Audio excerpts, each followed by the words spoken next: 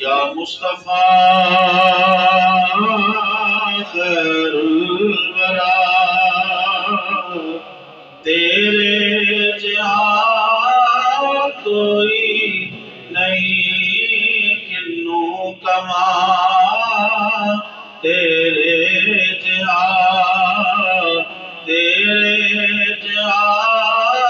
کوئی اقصا دے وچ آقا میرے پڑھ کے نماز پیچھے تیرے نبیاں نو بھی کہنا پیا، تیرے جہاں کوئی۔ اللہ پاک نے معجزہ معراج کا ذکر قرآن مجید کے اندر ارشاد فرمایا، اور معجزہ معراج کو لفظ سبحان سے شروع کیا۔ لفظ سبحان کا معنی ہی یہ ہے کہ وہ ذات جو ہر عیب سے، ہر نقص سے، ہر کجی سے، ہر کمزوری سے پاک ہے۔ وہ اپنے بندہ خاص کو رات کے تھوڑے سے حصے میں مسجد حرام سے مسجد اقصی لے گیا اور پھر لامقام کی بلندیوں پر تشریف لے گئے۔ واجب الاحترام اللہ پاک نے فرمایا عبدی ہی اپنے بندہ خاص کو لے گیا، رسولی نہیں کہا، عبد کہا ہے۔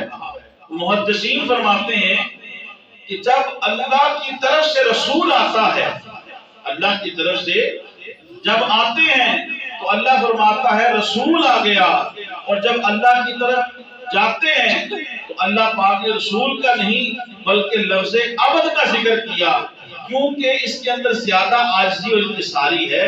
مقام عبدیت جو ہے اس کے اندر زیادہ عاجزی ہے، اس لیے اللہ پاک نے فرمایا عبدی ہی۔ اسی طرح ایک اور علماء اکرام نے نقطہ بیان فرمایا کہ قرآن مجید کے اندر دیگر انبیاء علیہ السلام کو ایک جگہ اللہ نے فرمایا سیدہ، لیکن یہاں پہ اللہ پاک نے حضور کو لفظ عبد استعمال فرمایا۔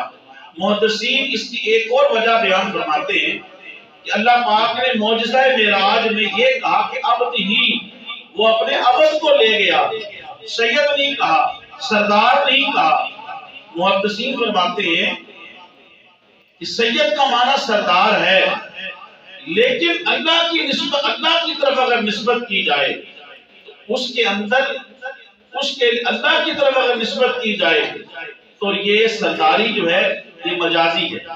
اللہ کی طرف کوئی نبی رسول سردار ہے تو اللہ کی طرف نسبت کی جائے تو یہ مجازی ہے۔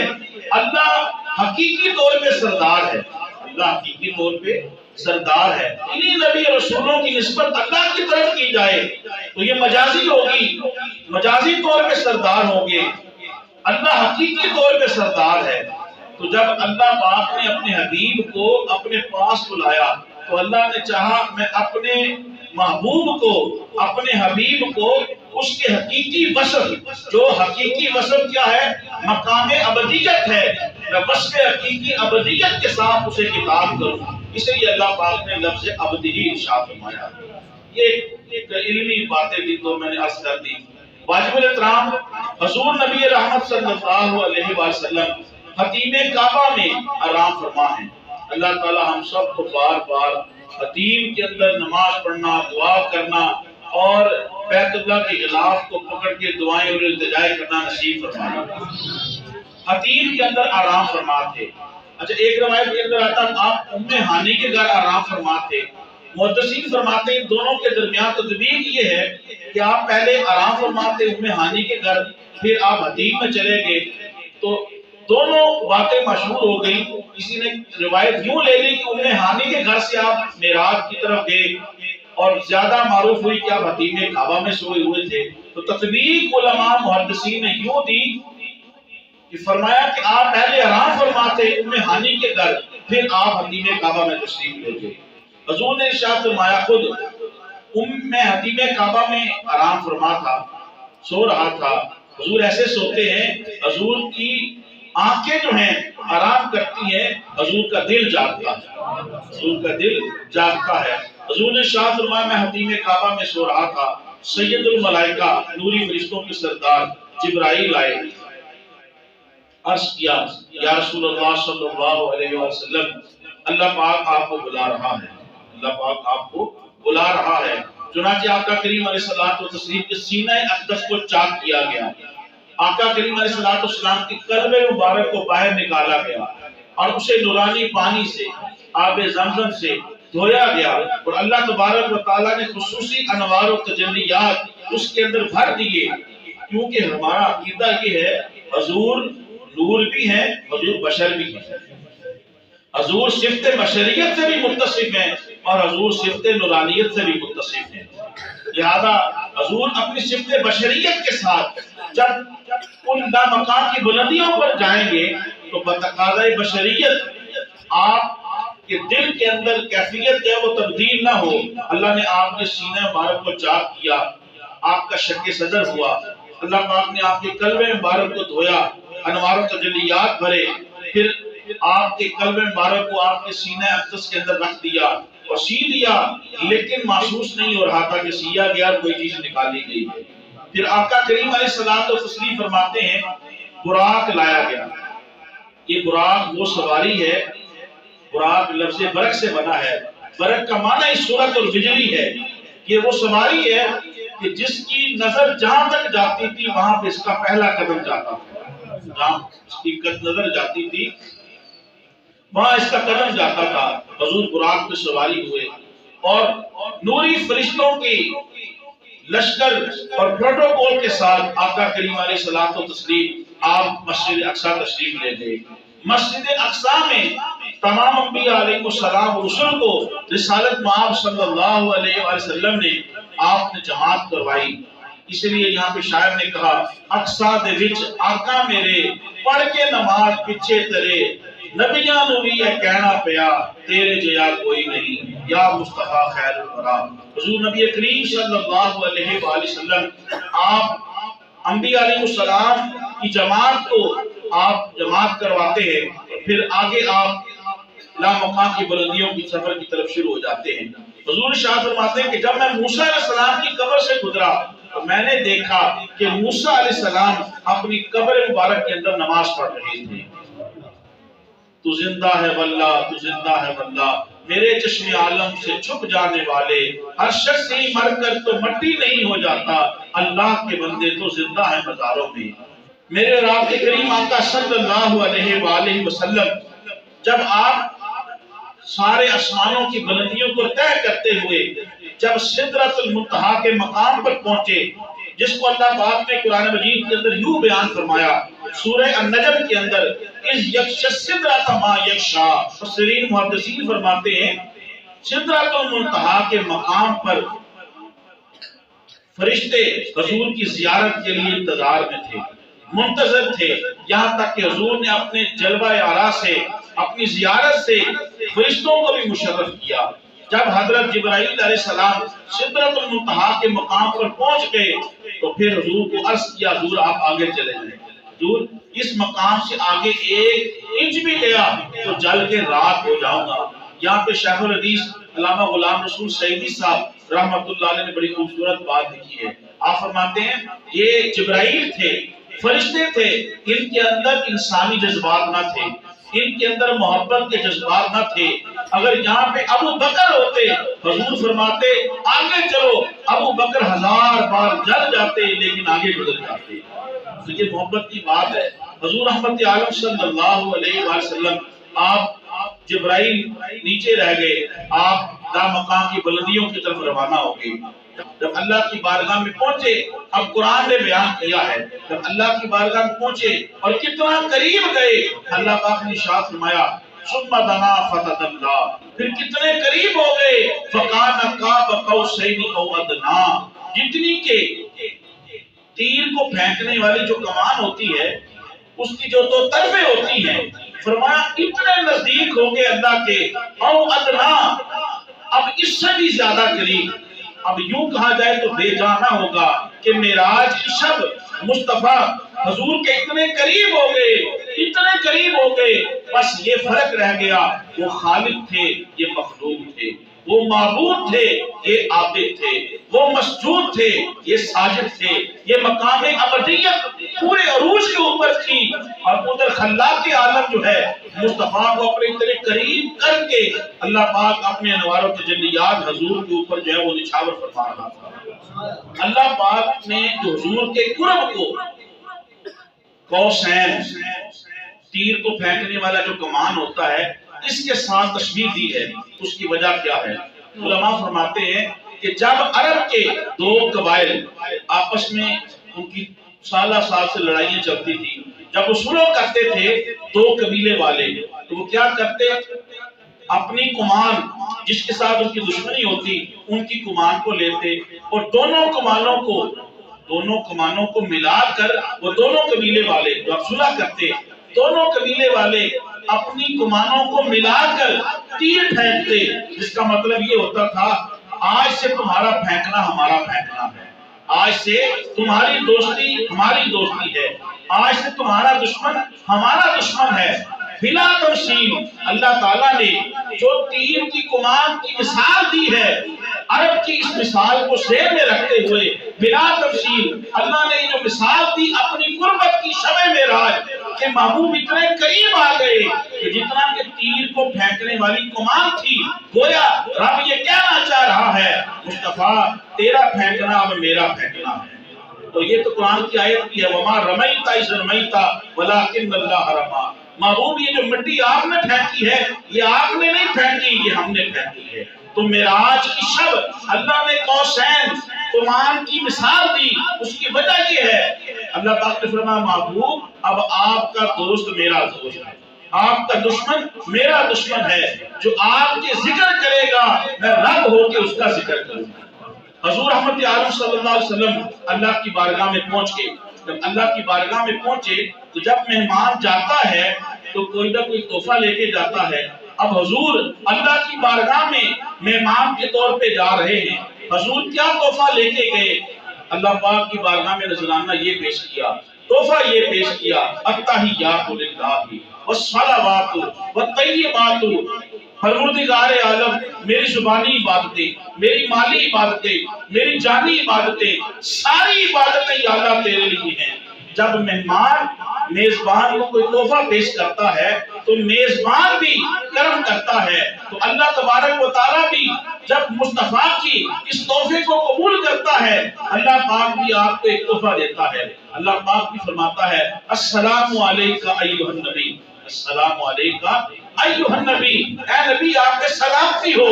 لیکن حضور وہ اتنے امت کے حریص ہیں، قرآن میں اللہ نے فرمایا حریص علیکم بالمؤمنین رؤوف الرحیم۔ اس وقت بھی امت کو نہیں بولے جب اللہ پاک نے مصطفیٰ کے اوپر سلام بھیجا السلام علیکہ ایھا النبی، تو حضور نے عرض کیا السلام علینا وعلی عباد اللہ الصالحین، یا اللہ ہم پہ بھی سلامتی ہو اور میری امت کے تمام صالحین نیک امت جو ہے یا اللہ اس کے اوپر بھی سلامتی ہو۔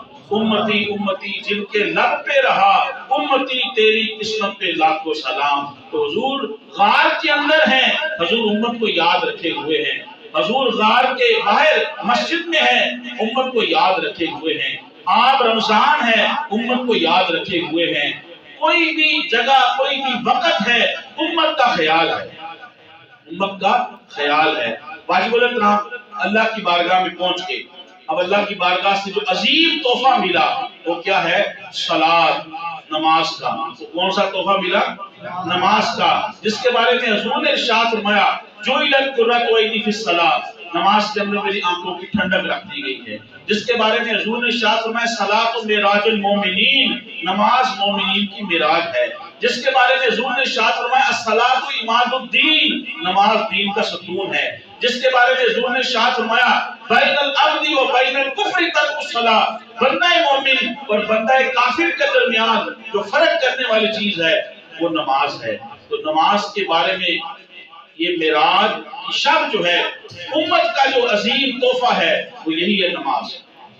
واجب الاحترام ہمیں معراج کی شب یہ بھی مجھے اور آپ کو سبق ملتا ہے کہ ہمیں اگر حضور کے معجزہ معراج سے پیار ہے، حضور سے پیار ہے، تو اس دن جو ہمیں تحفہ ملا وہ کیا ہے؟ نماز ہے۔ ہمیں نماز سے محبت کرنی چاہیے۔ اب واجب الاحترام آپ جب جا رہے تھے اللہ پاک نے 50 نمازیں عطا کی، تمام کتب تفسیر نے لکھا، محدثین نے اس کو لکھا، تو 50 نمازیں ملی۔ اب ایک روایت کے اندر آتا ہے کہ 5 کم ہوئی، اور ایک روایت کے اندر آتا ہے کہ 10 کم ہوئی اور آخر میں 5 کم ہوئی۔ تو اگر ایک حساب لگایا جائے 5 کا تو 9 مرتبہ گئے، اور اگر 10 کا حساب لگایا جائے تو 5 مرتبہ گئے۔ دونوں روایتوں کے اندر محدثین نے تطبیق دی ہے۔ موسیٰ علیہ السلام کھڑے رستے میں، یا رسول اللہ صلی اللہ علیہ وسلم، اے محمد میں اپنی عمر پہ تجربہ کر چکا ہوں، آپ کم کروائیے۔ واپس چلے گئے، پھر 5 کم ہوئی، ایک روایت کے مطابق 10 کم ہوئی، تو ایک روایت کے مطابق 9 مرتبہ آئے اور گئے، اور ایک روایت کے مطابق 5 مرتبہ۔ حضرت موسیٰ علیہ السلام اللہ کے دیدار کی دعائیں مانگا کرتے تھے، اللہ کے دیدار کی دعائیں مانگا کرتے تھے۔ ایک روایت کے اندر آتا ہے کہ موسیٰ علیہ السلام نے 9 مرتبہ دعا مانگی، اور ایک روایت کے اندر آتا ہے کہ موسیٰ علیہ السلام نے 5 مرتبہ دعا مانگی۔ تو اللہ پاک نے اپنے نبی کی دعا کو رد نہ کیا۔ معراج شب موسیٰ علیہ السلام کو وہاں پہ کھڑا کر دیا اور کہا کہ مصطفیٰ میرے پاس آتے چلے جاؤ، مصطفیٰ مجھے دیکھو، ایسے دیکھو، ما زاغ البصر وما طغی، ما زاغ البصر وما طغی، شب معراج مجھے ایسے دیکھو کہ ٹک ٹکی بات کے دیکھو، آنکھیں بھی نہ جھپکی، ما زاغ البصر وما طغی، آپ مجھے دیکھو۔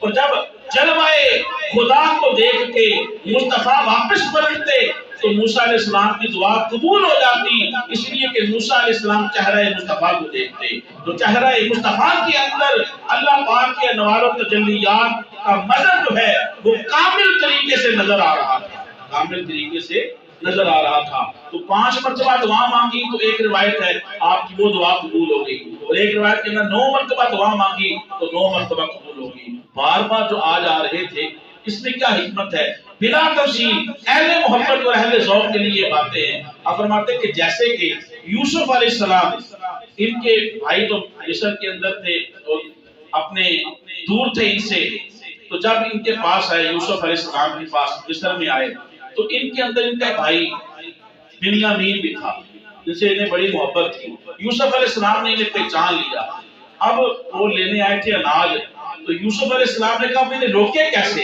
انہیں روکے کیسے؟ تو یوسف علیہ السلام نے ہیلا کیا کہ وہ اناج کو ماپنے والا جو آلہ تھا، جو پیمانہ تھا، وہ بنیامین کے سامان کے اندر رکھ دیا۔ جب دیکھا گیا تو سزا کیا رکھی؟ سزا یہ ہے قربت کی، سزا کیا تھی؟ قربت کی، کہ انہیں میرا قرب نصیب ہو جائے، یہ میرے پاس رہے۔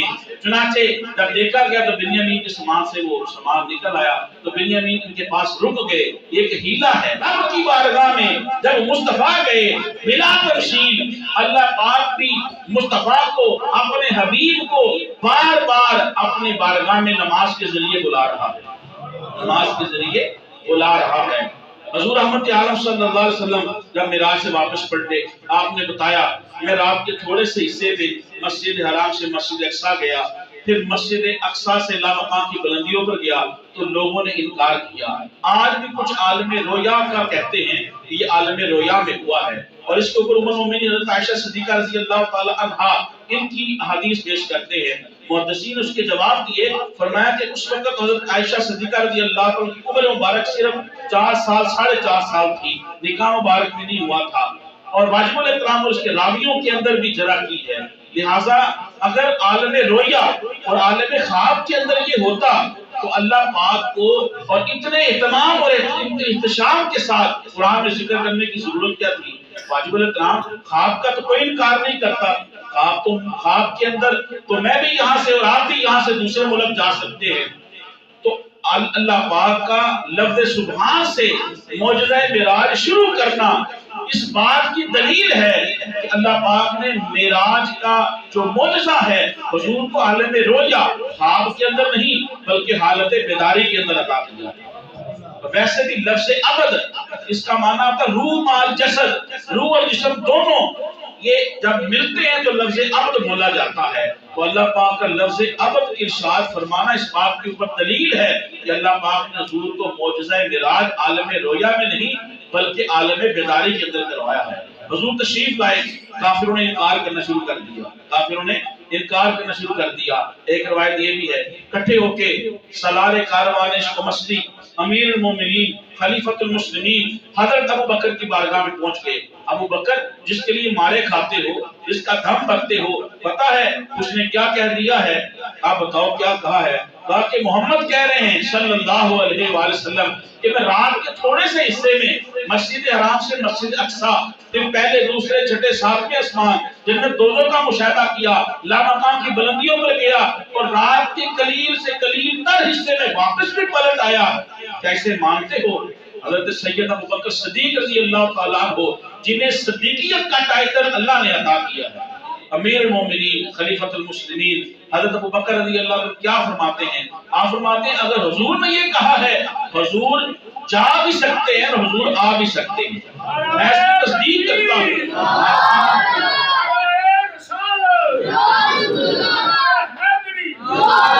میں اس کی تصدیق کرتا ہوں، بلکہ محمد اس کے علاوہ بھی جو باتیں کہتے ہیں ابو بکر ان کی بھی تصدیق کرتا ہے، ابو بکر ان کی بھی تصدیق کرتا ہے۔